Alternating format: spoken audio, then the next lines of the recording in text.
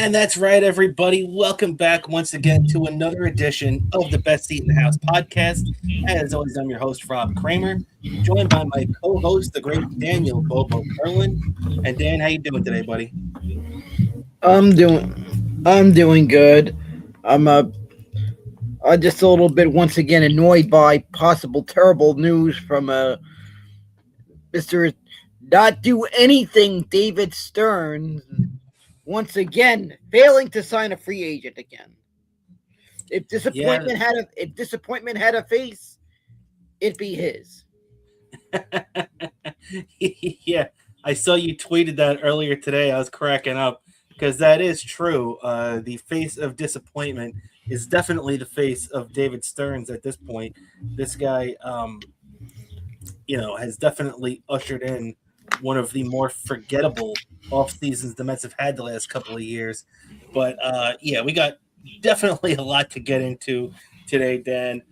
Plenty of stuff out there aside from the Mets toying with our emotions, and I see all this BS too coming up with that they're saying now that the Mets are in on Kyle Tucker and all this nonsense. You know what? Let's just start there too, um, because when you look at this, Dan, I don't know what we could be seeing right now from from the Mets, and they expect us to sit here and believe that the Mets are going to go out there and offer Kyle Tucker some kind of big deal. Now, I know the way it's being framed right now by the media is that the Mets are being, quote, opportunistic when it comes to Kyle Tucker. They're keeping tabs on him. I don't buy for 1 second with the way this guy Stearns has played this offseason, and the only moves that they've made that have been big have been the additions of Juan Soto last year, which was obviously completely done under the guidance of their owner, Steve Cohen. And I fully believe the same thing with them bringing back Pete Alonso last year. Aside from that, this guy Cohen hasn't given out jack. Not Cohen. This guy Stearns hasn't given out jack since he's been put in this spot. So you expect me to believe that the Mets are going to go out there and they're going to outbid these other teams for Kyle Tucker? Because it's going to take a 9-year deal to get Kyle Tucker if you're going to get him long term. If you're going to get him on one of these short term 3 or 4 year deals with opt outs or whatever, I guess they have a better shot at that. But why would I believe that none of these other teams that are interested in him would just outbid the Mets?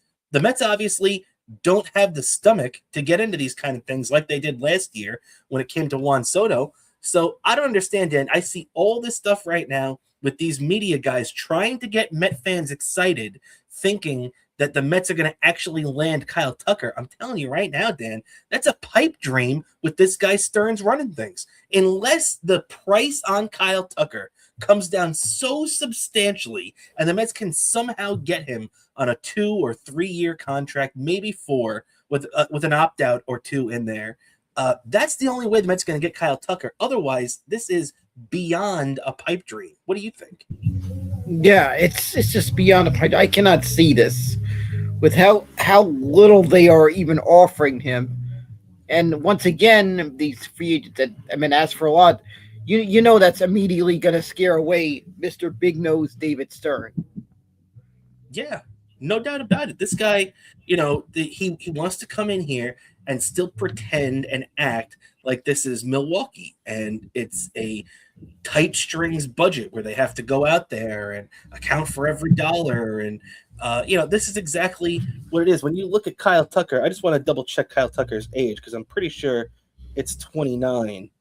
But I just want to double check that because when you look at it, all right, Kyle Tucker, yes, he's going into his age 29 season right now. The thing about Kyle Tucker is we know this team's hesitation for giving anybody in their 30s long-term deals. We saw them do that with Alonso on back-to-back years. This is a homegrown guy who's the franchise leader in home runs and, one of the better sluggers in baseball, won Rookie of the Year here, has all kinds of community ties here, and the Mets basically told him to go F himself. You really think the Mets are going to turn around and now give 9 years and, what, $300 million to Kyle Tucker.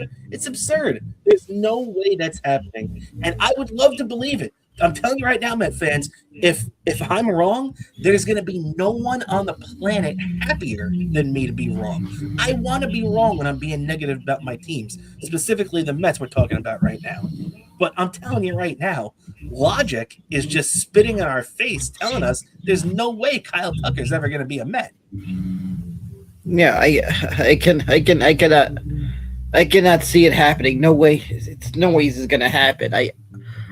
I can't get too excited about anything the Mets are in anything in the free agent market because I just know as long as this idiot is GM, it's gonna be. It's not gonna happen. It might not happen. It's probably not gonna happen. Yeah. And now I'm hearing that they're saying the Mets are going to be looking into the trade market, which I guess that's the next best thing. They're going to have to go to that eventually. They're going to have to bring somebody in because they still haven't even upgraded this pitching staff. And let's not forget, as bad as the Mets offense was at times last year, and it did disappear for plenty of times we saw, that Met offense disappear. The thing that really sunk the New York Mets last year was specifically their starting pitching. And to sit here and still not have upgraded your starting rotation at all, and we're after the first of the new year, is absolutely unforgivable for this guy. So you better have a trade coming up right now that the Mets are going to make. And I also have seen this other note that I'm not even sure I fully believe this either. And that's Framber Valdez and Ranger Suarez. I believe it was John Heyman who came out at the, respected MLB reporter who pretty much knows what's going on for the most part. John is pretty in when it comes to a lot of these MLB rumors and the front office workings and things like that. And what he said is that the Mets not only want one of Framber Valdez and Ranger Suarez, but they're expected to come away with one of the two of them. Now, that does intrigue me because the Mets do need starting pitchers in their rotation and everything. And I've seen people break this down left and right. First off, I don't even fully believe the Mets are going to get either of these guys. So let me start off with that. I'm in that position where prove me wrong, David Stearns. I still don't think you're going to land either one of these clowns. And I say clowns, but I would want either one of them. Both good lefties. Obviously, Valdez is a winner. He's got the World Series ring with Houston. He's been in a lot of those deep postseason runs. And Ranger Suarez, obviously, Suarez doesn't have a track record of going deep into the season or pitching a lot of innings. But what his track record is that he is one of the best postseason pitchers we've seen over the last few years. I believe in 42 innings, Ranger Suarez for the Phillies has only allowed 7 earned runs. He's got like a 1.38 postseason ERA. So he's been really, really good. The thing is with Ranger Suarez is that this guy last year just threw 29 starts and had 157 innings. And both of those were career highs for him. Framber Valdez, on the other hand, is 2 years older. Suarez is 30. Valdez is 32. But Valdez is a horse. He's the type of guy that goes out there, takes the ball 32 times every year, throws between 175 and 200 innings every single year, and is a guy you can rely on. In my opinion, I know it could be tantalizing to get Ranger Suarez. I understand that. When you look at how he pitched against us in Philly and his postseason numbers, I get that. But to me, right now, in my opinion, and this is just my opinion, I doesn't mean I'm 100% right or anything, but the Mets need to add reliability in that rotation more than anything. They have so many question marks when you go up and down that rotation right now. You don't know what you're going to get out of Kodai Senga next year. You don't know what you're going to get out of David Peterson. I expect Peterson to bounce back. Doesn't mean he's gonna. We can sit here and think to ourselves, oh, Nolan McLean looked great last year. I guess we're going to pencil him in as right now our 1 or our 2, which is kind of scary that you're kind of penciling in Nolan McLean and his 8 major league starts as your number 1. That's scary in itself. But, Dan, for me, there are too many question marks in this Mets rotation right now. Sean Manaea, is he going to come back? Who knows? Clay Holmes. Okay, he had a really good first year, I guess, really good. And he actually threw more innings. We bitched all year about how Clay Holmes did not throw enough innings for us last year. Clay Holmes threw 10 more innings than Ranger Suarez last year. So let's take that into account too. I'm in the camp of a guy. I want Valdez, even though he could be a bit of a pain in the ass. He did have a couple of hiccups with his catchers last year. He threw at one of his catchers intentionally, which was weird. I've never seen a pitcher do that before. But you know what? All this talk about the clubhouse and this nonsense and everything, I don't know what to make of it. But all I know is I need a guy in our rotation that I can count on to make 30 starts and throw around 200 innings every year. And I don't think Ranger Suarez is that at all. Dan, if it was your pick right now and you're the GM of the Mets, which one of these guys are you going with? Valdez. I also think that the Mets, I think David Stearns misunderstood that one thing, the core players weren't our problem. It was the pitching that did us in last year. That's what did us in, not having the pitching to complement that team we had last year. Yeah, you're 100% right. And not only just the pitching, Dan, specifically the starting pitching.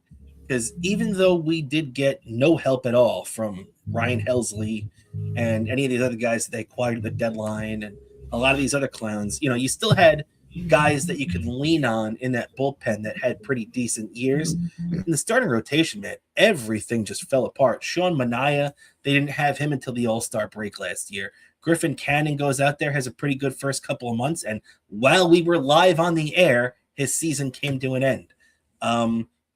When you look at the rest of that rotation, and David Peterson was great until August, then he just completely fell apart. Clay Holmes was pretty much a decent 5-inning, 6-inning, 3 or 4 run kind of guy, every time out for the most part. So he was okay, but the rest of that rotation was just up in the air. Kodai Senga was great until June, and then when he came back in July, he was an absolute nightmare. I've never seen Kodai Senga look that bad, ever. And he looked that bad from July on, to the point where when the Mets needed him in the last week of the year to try to make a start, they couldn't even risk it. They had to start Jonah Tong, who had gotten beaten the crap out of before that. So, and I like Jonah Tong. I think Jonah Tong's got a big upside. But look, in September of 2025, it was maybe a little bit early to be running him out there with the weight of the season on his shoulders. So, and Kodai Senga is a guy that started a playoff game for the Mets. Granted, he only threw 2 innings, but they won that game, and he pitched pretty decent.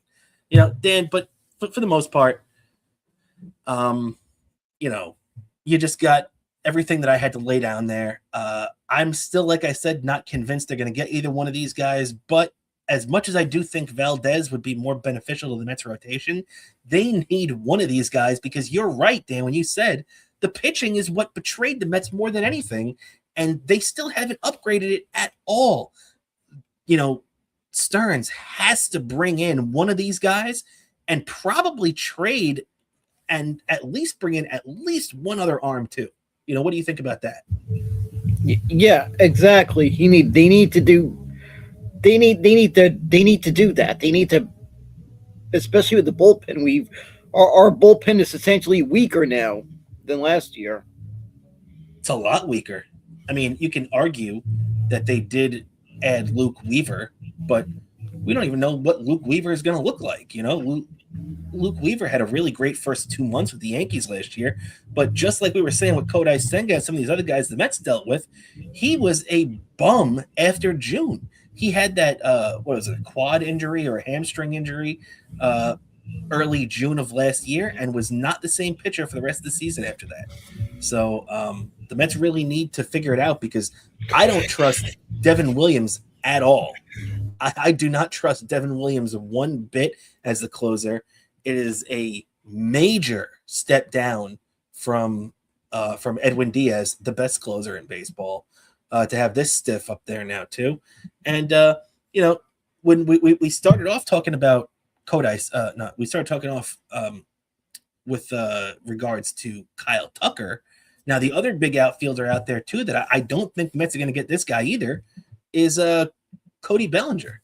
Now, Cody Bellinger is in there. I think Cody Bellinger is more valuable to the Yankees than any of the teams that are pursuing him currently. I know they said that the Cubs have checked in on him. The Mets have remained on the peripheral, and the Yankees have been the driving force. The Yankees do have, from what I've heard, I don't know if it's 100% true, but from what I've heard, the Yankees have the high offer on the table right now.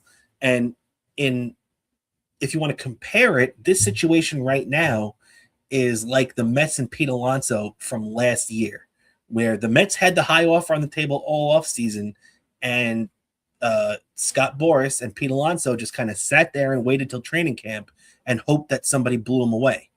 Didn't happen. It happened this year, but not last year.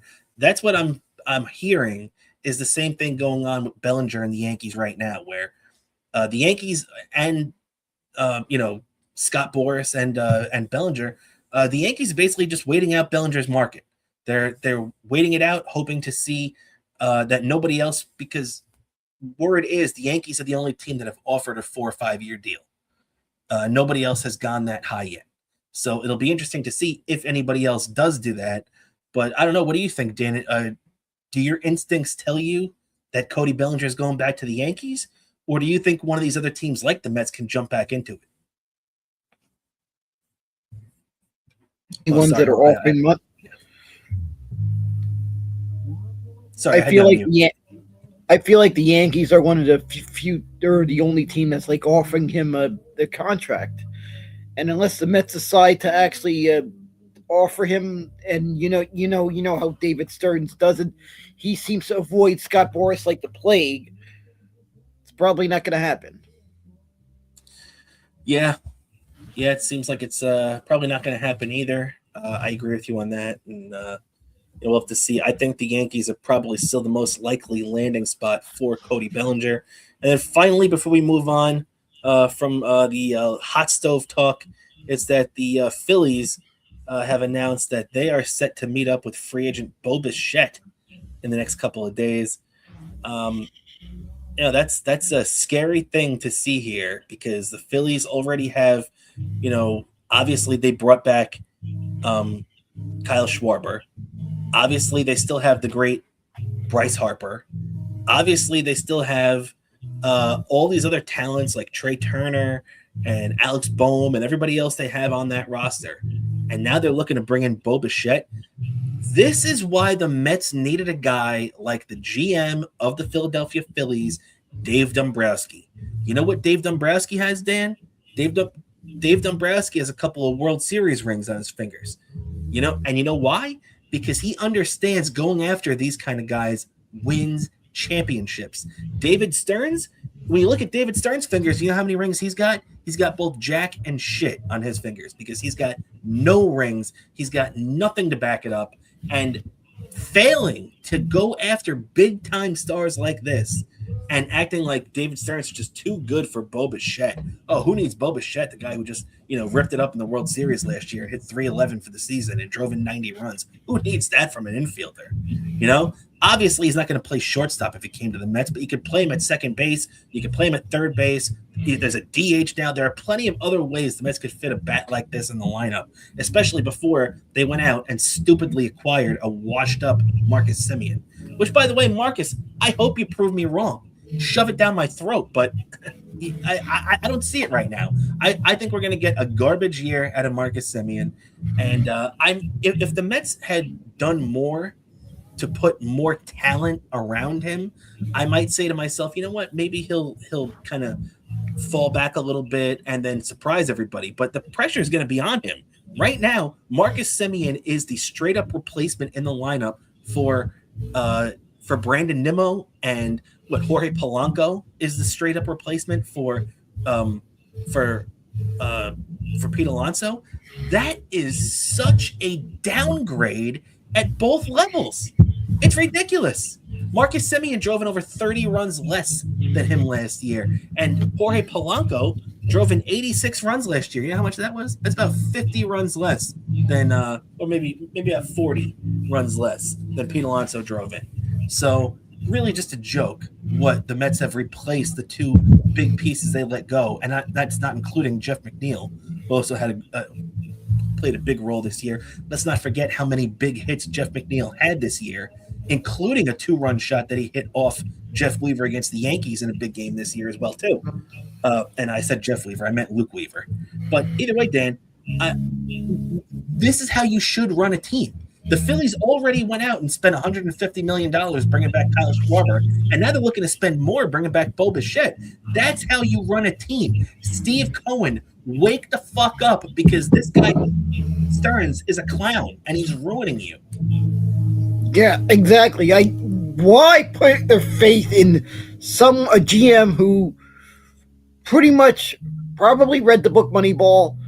Which, by the way, you know how many championships Billy Beane and his cheap bargain basement antics did with the A's?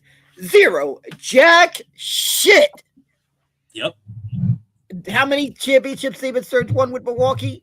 Jack and shit.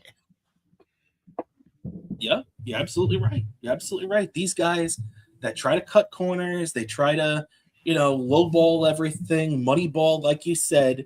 That's not how it works. There's a reason why those guys have a combined 0 championship, and I believe Dave Dombrowski has 3. I think Dave Dombrowski has 3 World Series rings, and he's been to 4 because he also took the Tigers to a World Series too.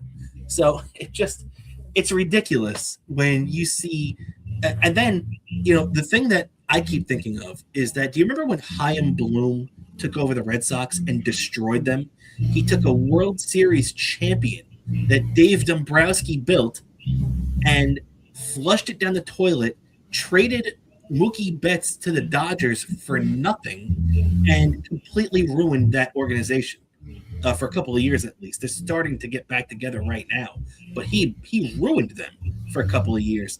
That's what I think David Stearns is doing to the Mets right now. David Stearns is the Mets' Chaim Bloom, and I didn't think that was going to happen at first. I thought David Stearns would learn to be a big-time, big city, big market payroll, not general manager, but president of baseball operations. And he has proven to be anything but. Yeah, he's doing anything but. And I could tell you, I give him 3 more seasons to do something. And that's being generous if I was Steve Cohen, giving him 3 seasons. You'd be lucky he'd get 1. But I'm giving him 3 more years to try to do something to prove us wrong. Yeah. If this was his plan when he was selling himself to Steve Cohen a year and a half ago, and Steve Cohen actually thought that sounded good, then I'm really, really starting to second guess my thoughts on Mets owner Steve Cohen. But I don't know. It's how many times can we rehash it? It's just a shame what those two have done to this organization.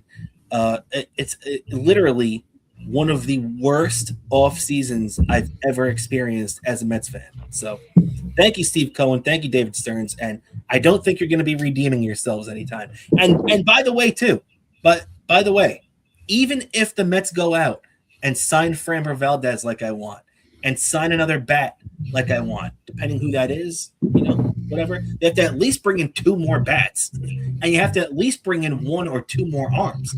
And even if the Mets did all of that and brought in pretty good guys who I like, unless it's top tier guys, like tippy top, trading for Tariq Skubal, bringing in a couple of stars, maybe signing Bregman, trading for a big time center fielder, or signing Kyle Tucker or Cody Bellinger, God forbid. If any of that happens, then maybe I would say they'd have a chance to dig themselves out of the hole they've already built this offseason. But even with that, Dan, I think this offseason is still going to get a failing grade no matter what happens. Yeah, it's going to get a failing grade, and I'll just rate it an F-. Yeah. So far. Yeah, I'm with you on that. So all right, yeah, that's gonna do it for our hot stove talk as we talk about the Mets and what they're doing, and if the Yankees gonna bring back Bellinger.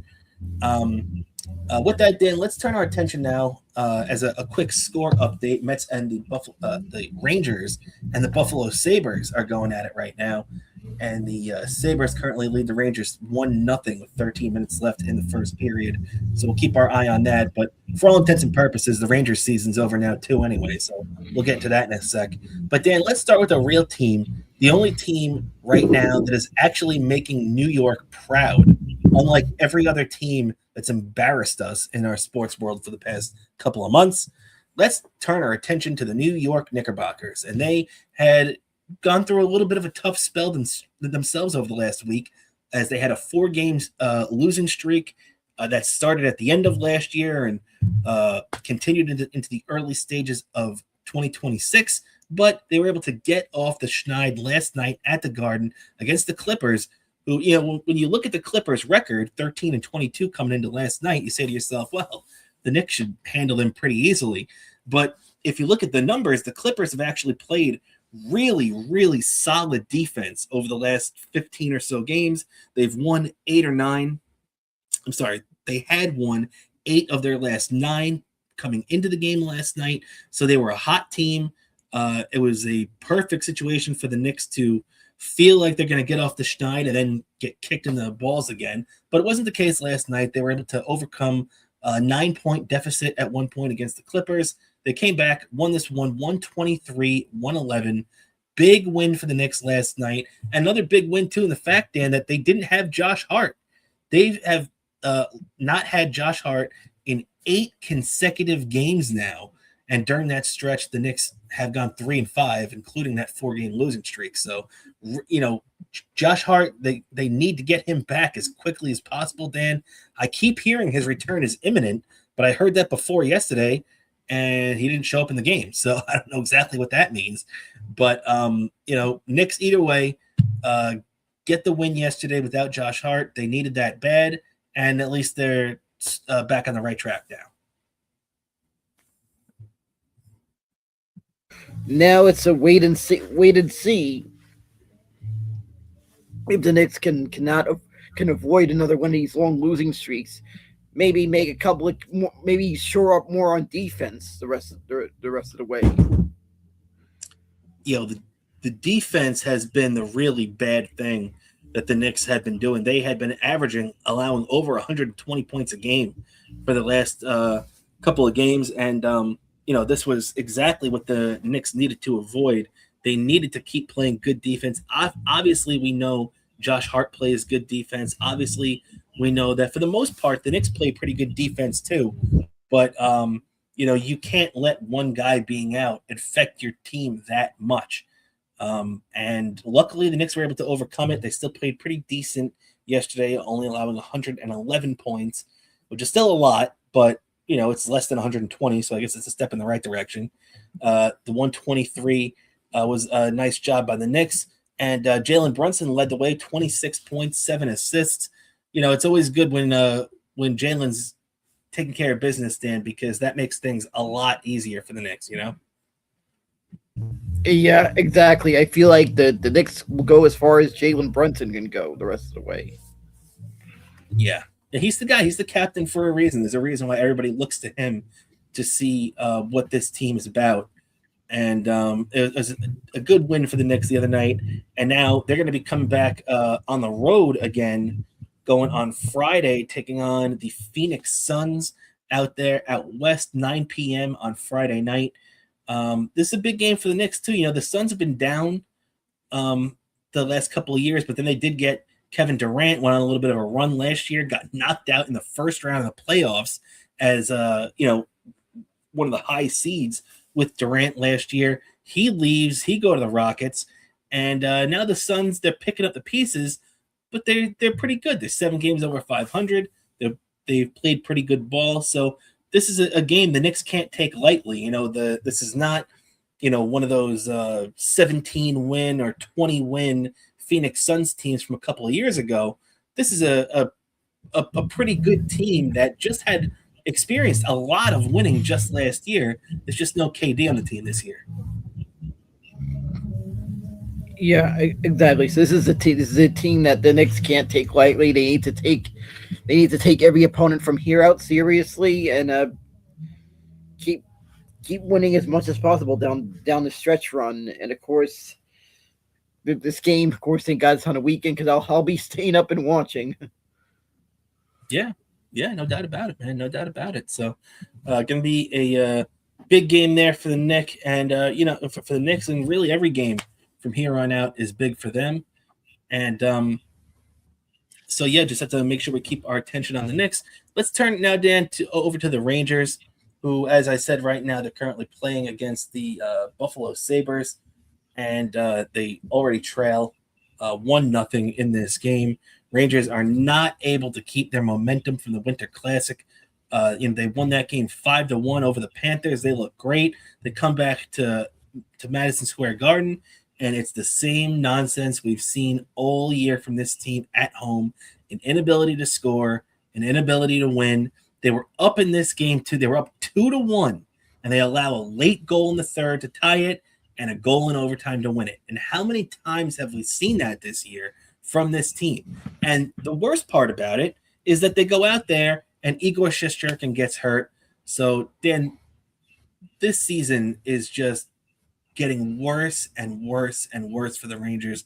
Every time you turn around, they actually have the worst points percentage in the Eastern Conference, believe it or not. They have so that's pretty shocking in itself. And now when you look at the fact that they just got JT Miller back the other day, and he's been hurt, and as soon as you get him back, now Adam Fox goes back out, who had missed a month until these last couple of games. Then all of a sudden, with 59 seconds left in regulation, in their last game on Monday, he comes out, and that's the last we saw of him. And then Shesterkin came out of that game too. So in one game, you lost probably your best player in your goalie and Igor Shesterkin, and you lost your best, possibly your best all-around player, or at the very least your best defenseman, Adam Fox, to injury as well. And both guys are on IR. I guess if you want to, look at the bright side, it's not the long-term IR, but Adam Fox and Shesterkin both can't come off the IR now until January 31st. So there will only be 2 games left prior to the Olympic break for both those guys to get off IR. So there's a very good chance that we don't see either one of these guys until the end of February, after the Olympic break is over. Because, I don't know if they're going to bring these guys back for just to play 2 games. Who knows? Especially if the next month goes the way that it looks like it's probably going to go. So I don't know, Dan. What do you think? My feelings on this season are very, very negative right now, and I don't know what they could do. I keep hearing people say, "Oh, they're going to trade Panarin. They're going to do this. They're going to do that." If the Rangers trade Panarin, you're basically giving up next year too. Because who are you going to replace them with this offseason? All those big free agents, the Rangers are positioning themselves to be in the ability to sign this offseason, they're all off the board. All those guys are gone. Rantanen, McDavid, any of those big names you can think of are all off the board. So who are you going to go after if you trade Panarin? And I'm not saying it's the worst move, but I'm just saying, what is this team going to look like next year if they don't have Panarin? Yeah, it'll just be utter disaster, and the Rangers will just have given up this year and next year, and it's gonna be one of those years that's not gonna feel right. Potentially 3 years of a playoff drought. What the fuck? Yeah, and what's the point of bringing in Mike Sullivan to turn this into a playoff team? If it's like half these guys are going to be gone next year anyway if they keep this up. Who's going to be left next year? Okay, a couple of the kids and Gabe Perreault and Brendan Berard and obviously Mika Zibanejad's still going to be here, JT Miller, but a lot of these other guys are going to be changing. And nobody has gotten away with murder more for the last 2 years now than Chris Drury, because Chris Drury took this New York Rangers team that was stocked absolutely stocked and stacked with young talent and draft picks galore. And over the last 3 years or 4 years, he has destroyed everything this team had built up.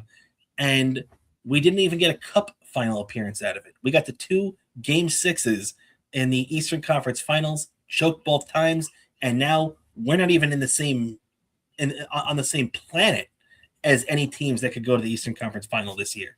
So it's really just so disappointing with what Chris Drury has done to this team. Yeah, it is just disappointment. He just did all that for nothing and didn't go all in at trade deadlines either. So it cost us even more. Yeah, and even when he did go all deadlines too, it wasn't for the right guys most of the time.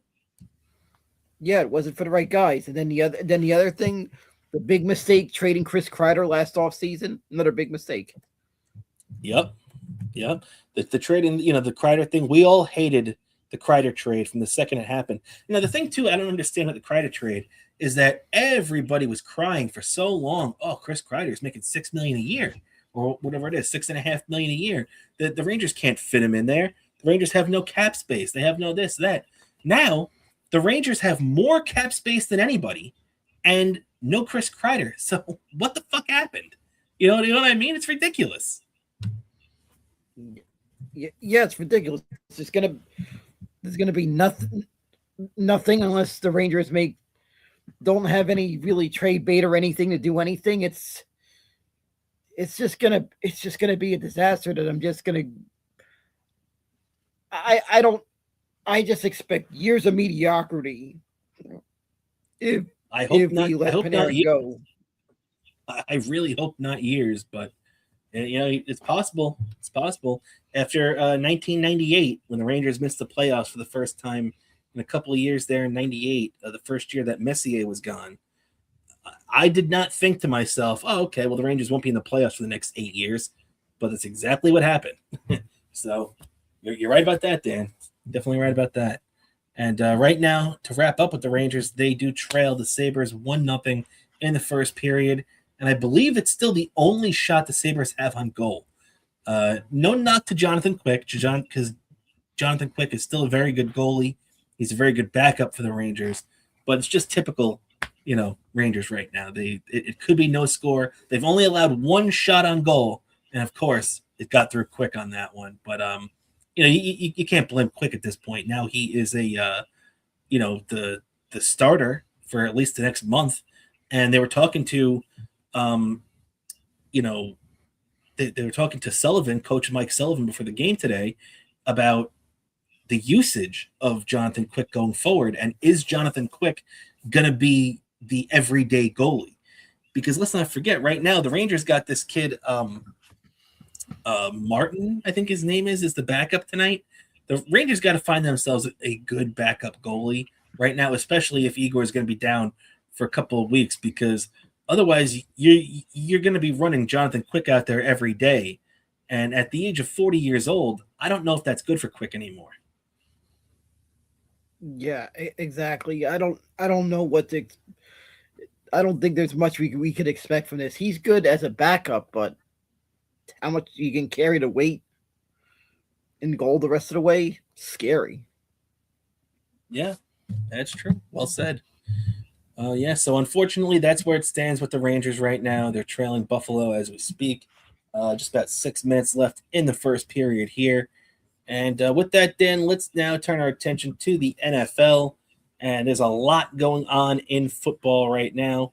We are going to start with your New York Football Giants. I want to thank everybody that's hanging out in the chat with us right now. We had Dabbler Dan earlier say, "Who are the Giants going to sign, guys?" And thanks, Dabbler Dan. Always a fan of all the dabblers out there in the audience.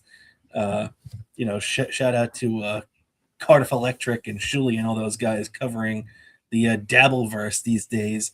But Dan, that's an interesting question though, because right now we found out with your Giants, which is where we're going to start, that obviously Joe Shane is the guy that's going to be sticking around and running the Giants draft, and not only that, looking for the next Giants head coach now. So we all know the Giants did part ways with Brian Daboll in the regular season. We all know that the Giants are looking at the list, and there has been one name added to that list over the last couple of days, and that's Ravens head coach, the former head coach John Harbaugh, who did win a Super Bowl there back in 2012, and really is a great culture guy that established that team for a long time at this point now. So that's a guy that's going to be named. Also, too, the Dolphins fired head coach Mike McDaniel, who now, now their spot's open. But this opens up Mike McDaniel to be a potential target for the Giants as well. It also opens up, even if they're not looking at him for a head coaching spot, it could be a landing spot for a potential offensive coordinator as well. The only other thing that might worry you at this point, if you're a Giants fan, is it might worry me that Harbaugh wants to go to Miami and he's just using the Giants as bait. What do you think about that, Dan? I'm hoping he's kind of sold on coming to the Giants. I feel like he'll have a better chance of being a head coach of the Giants. There's more room for success. This team has a lot of upside. I mean, you got Jackson Dart. I mean, our offense looks great, especially once Malik Neighbors, Kim Scadaboo return to form. The only question is the defense, but I'm hopeful that the Giants make the right moves to defense, especially in the draft. I feel like that's where they're going to go in the draft. So that there's just a lot more upside with the Giants than there is with the Dolphins. So that's where you need to go. I agree with you, actually. I fully agree with you that there's a much bigger upside for the Giants than there is in the Dolphins. Because not only with the Dolphins, too, you have to remember, the Dolphins are paying. Now, you can say what you want. I guess Tua is going to get cut. He'll end up on another team, whatever it is next year. You can like Tua or not like Tua. But the fact is, the Dolphins paid him already. So Tua is due $50+ million next year. I think it's something like $54 million or whatever his cap hit is for next season. So you have to remember that if you're the head coach coming into one of these franchises, you look at the Dolphins and you look at the Giants and you say to yourself, okay, well, if I go to the Dolphins, I got a quarterback that I don't want getting paid $50+ million a year that if I do cut, now I have to deal with the cap penalties because of that for probably not just this season, but next season too. And then for the Giants, you're saying to yourself, well, okay, I've got a young quarterback in Jackson Dart. I've got a young running back in Scadaboo. I've got a young receiver in Malik Neighbors. And, just like you said, you could start building the Giants defense through this draft. I know they have their eye on the Ohio State linebacker, Avril Reese. So that'll be interesting to see if they're able to pull him off at the number 5 spot this year, where the Giants will be selecting. And, what do you think about that, Dan? Yeah, I think that's a good way to go. If he's available, in all likelihood, unless anything happens, he will be available in the draft. Avril Reese is who they need to get in the draft. That's our guy in the draft. Yeah, he's probably the top non-quarterback in the draft right now, or he's right up there at the very least. So that's definitely a guy the Giants have their eyes on. And as for that, though, the Giants now also, this is what we're looking at when it comes to what the Giants are going to be looking at for the next head coach. Obviously, Harbaugh is on the Giants list. They've already spoken to him and everything, so the Giants already have that laid out. They had Kevin Stefanski in for an interview already, the former Cleveland Browns head coach, who, by the way, let's not forget, Kevin Stefanski is an offensive guy, which is probably the way the Giants are leaning. They probably want an offensive guy to help get Jackson Dart better. And then you pair that offensive head coach with a really good defensive coordinator to try to balance it out. So I think the Giants are leaning offense on their head coach, which makes a lot of sense. You see Ben Johnson and the success he's had as an offensive head coach in Chicago, Liam Cohen, and the success he's had as an offensive coach in Jacksonville. I think it makes a lot of sense for the Giants to go big time on the offensive guy, no doubt about it. But they're also looking at a couple of defensive names too in Vance Joseph and Brian Flores. And then obviously the guy we always bring up, Mike McCarthy, who would fit in great with the Giants as well. I expect the second choice, if Harbaugh does not work out, getting Harbaugh, Mike McCarthy needs to be high on that list in candidates to be interviewed for the next head coach of the Giants. And do you agree with what I was saying, though? Do you think that it makes sense for the Giants to go out and get an offensive head coach? Because McCarthy, like you said, he's the guy you want. He's an offensive head coach. Is that the way you want the Giants to go? I mean, obviously, Harbaugh is not an offensive coach, but he's different. He's a program builder. He's a special teams coach where he came from, but he's a program builder. Harbaugh is the perfect CEO type head coach. So he is different in the fact of an offensive coach or defensive coach. He's kind of an outlier. But outside of Harbaugh, is your eye on an offensive-minded coach, Dan? Yeah, exactly. That is where it needs the direction they need to go. Is with Mike McCarthy. I'm with you on that. So yeah, I think anybody like Stefanski and McCarthy, I think that would work perfectly. And the thing is, too, let's say the Giants bring in a guy like Harbaugh, I would be looking at a guy like Kevin Stefanski or the recently fired, as we said, Mike McDaniel, or any of those offensive guys too to bring in as OC, even if you do get Harbaugh. So there's a lot of different ways the Giants can go with this right now. So it'll be interesting to see how everything plays out. On the Giants side, now we'll turn our attention over to the Jets side, and it gets a little bit more depressing when we start talking about the Jets side, because Woody Johnson has once again proven to be just an absolute fool in every sense of the word. And as we make fun of him for his name constantly on this show, he really is a dick, not just in his name, because he went out there again and gave Aaron Glenn, the Jets head coach, who had, objectively speaking, one of the worst seasons in NFL history. Let's run down the list. One of the worst point differentials of all time. The worst December point differential of all time. The Jets were minus 107 in December point differential. The Jets lost 5 straight games by 23 plus points or more to end the season, an NFL record. And the Jets also set an NFL record by becoming the first team in the history of football to not have one interception for the full season. This is a stat that goes back to 1933, almost 100 years of NFL football. There's never been a team that had 0 interceptions except for the 2025 New York Jets under Aaron Glenn, who had 41 career interceptions. It's almost insane to sit here and think about it. And then they have what Aaron Glenn's supposed to be a defensive coach. They had one of the worst defenses I've ever seen in my life. They go out there, they want Justin Fields. So Woody Johnson stupidly says, okay, I'm going to get rid of Aaron Rodgers. I'm going to get rid of Devontae Adams, and we're going to guarantee $30 million to Justin Fields.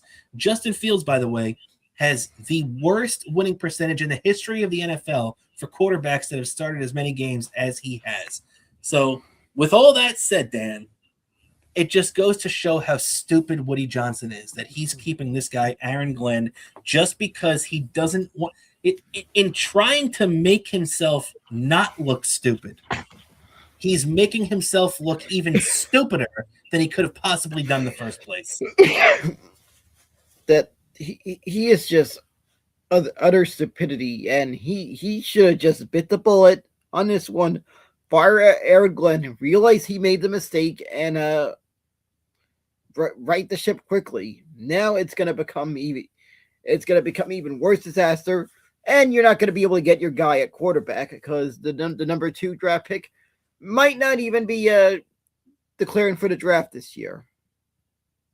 Well, that's the thing. Right now, the Jets are sitting number 2 in the draft because, of course, the Jets still couldn't even get number one, even having one of the worst, objectively speaking. Like I said, if you go by the statistics, if you go by the rankings, if you go by any objective numbers, this is, I think, from my look, the Jets actually have a worse percentages and all that than the 0 and 16 2008 Lions. That's how bad this season was. The Jets actually had worse numbers than a team that won no games. That's how bad this was. Now, the Jets will be selecting number two, and like you said, it's still not even guaranteed what's going to be happening in the draft because it's still going to depend on what the Raiders are going to do. But the Raiders right now are picking number one, and they can choose either the number one guy who's the consensus, what everybody thinks is going to go number one, the quarterback out of Indiana, the Fernando Mendoza, and then Dante Moore for Oregon. Those guys are actually having a big game in the playoff college football playoff either tonight or tomorrow. I forget when the day is, but it's going to be interesting to see what that fallout is from that game. But yeah, I mean, like you said, there are whispers. I don't fully believe them, but there are whispers that if the Raiders tell Dante Moore that they're going to take Mendoza, that Moore will go back to college because he doesn't want to be a Jet. And there are a lot of rumors. Todd McShay started it on ESPN talking about it, how there are a lot of agents that don't want their players going to the Jets. And there are a lot of bad teams out there right now. The top 6 teams in the NFL draft all suck. You know what the thing is, the difference between the Jets and all those other teams? All those other teams changed their coach. The Jets are the only stupid team that is keeping their awful head coach who objectively had one of the worst seasons in the history of football last year. And it just goes to show, Dan, that when the Jets, this is what happens when you have an owner that knows dick about football. Yep, exactly. And you guys are going for even worse. I meant, how much more lower can you guys get? I mean, it is even worse than the way it describes like that Curb Your Enthusiasm episode. This might even be a worse thing. They might need to update the jokes about the NFL draft this year. They definitely have to update the jokes, no doubt about it. But Dan, the funny thing about the draft too is, and we're talking about Dante Moore potentially not coming out because of his fear of getting picked by the Jets. The funny thing about that too is that I've got news for Dante Moore. If the Jets don't get their number one quarterback in the draft this year, they could still pick him next year. The Jets have 3 number one picks next year: the Cowboys pick, the Colts pick, and their own pick. And I think the Colts are going to have a pretty bad year next year from the way this year ended. And who knows with the Cowboys? The Cowboys will probably be pretty good. But, the Jets are going to have at least probably 2 pretty good picks going into next year's draft too. So if I was Dante Moore, I don't know. Would it really be worth waiting an extra year? I mean, if he comes out right now, he's guaranteed to make $60 million as the number 2 pick in the draft. Do you really want to wait another year for that and then just get picked by the Jets anyway? You know what I mean? Yeah, exactly. Do you want to risk getting another injury and unpaid and almost unpaid in college football? I mean, you got a chance to get a nice number 2 draft pick payday in the NFL. Yeah. I mean, let's just say that he goes out and, just like you said, has a bad year, gets hurt, underperforms. If he goes out there and has a bad bowl game next year, or let's just say this bowl game that he's having this one, who knows how that one's going to go. He goes out there and has a great game. He could go number 1 to the Raiders this year. But he goes out there, has a bad game, who knows? He could drop even further in that. So, there's a lot riding on Dante Moore's performance, both in the final game or one of the final games he's playing this year, and then next year as well. So it'll be interesting to see how that all plays out. And but it's going to be big, Dan. A lot of big decisions to be made for both of our football teams in the next couple of weeks. I know the Dolphins are planning on naming their GM in the next day or two. So we should get some clarification on them and see the direction they're going as well, because that's going to play a big role for the Giants in their pursuit of John Harbaugh as well. And Dan, I think that's just about going to do it for us on the show this week. But before we get out of here, we do have to do our picks. We love doing our picks every week on the show. The 2026 NFL Wild Card Weekend picks, Dan. We've been picking 3 games every week all year. We're going to do the same thing in the playoffs. It's going to be just 3 of the better playoff games that we want to pick. And, of course, it's going to carry over from what our regular season was. Our regular season, Bobo went 25-22-2, and I went 27-20-2. So, with that, Dan, let's kick things off here. And that's going to be the Sunday 4:30 game. That's going to be the San Francisco 49ers going into Philadelphia to take on Saquon Barkley and the Philadelphia Eagles. The Eagles are 5.5-point favorites at home, despite the fact that the Niners went 12-5 this year, and the Eagles went 11-6. The Niners' third place finish, I guess, is being factored into that too. Also, the defending champs in the Eagles is in that as well. But 5.5-point favorites. Dan, who do you got in this one? I feel like the San Francisco 49ers got this one 27-14. Wow, okay, 27-14. So you have them winning this one pretty handily. So I like that. And me and you are going to be going head-to-head on this one, Dan, because I'm taking the Eagles minus 5.5 at home to beat up on the San Francisco 49ers. And with that, Dan, let's get into our second game of the weekend. That's going to be the LA Chargers going into New England to take on the Patriots.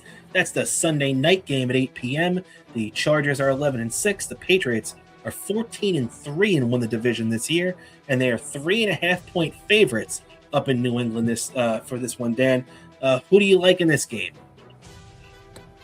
I just have a feeling that the Patriots are going to win this one 27-7. 27-7. Okay, I like it. But I, on the other hand, I am going to take the Chargers. I think, I don't know why. I just have a feeling the Chargers have had a lot of bad playoff moments the last couple of years. The Patriots, they definitely are coached by a great coach in Vrabel. We saw Vrabel when he was in Tennessee pull off a couple of miracles. He basically ended the Brady and Belichick era in New England himself single-handedly. And so I got plenty of respect for him. But I do think Drake May's first playoff game, the season kind of played out way too easy for the Patriots this year. I do expect the Chargers to come up with the upset in this one. So I'm taking Chargers plus 3.5. So we are head-to-head on that game as well. And finally, Dan, for the weekend, it is a Monday night game. I don't know if I'm a big fan of these Monday night playoff games, but that's the way they do it these days. And it's going to be the Houston Texans going in to Pittsburgh. The Texans were 12-5 this year, taking on the Pittsburgh Steelers and Aaron Rodgers, the AFC North champions, 10-7 at Pittsburgh at this one. Dan, who do you got in this game? I just feel like the Pittsburgh Steelers are going to win this one 17-14.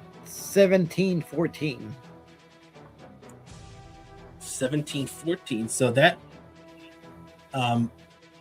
so you don't have them covering then? No, I don't have them covering.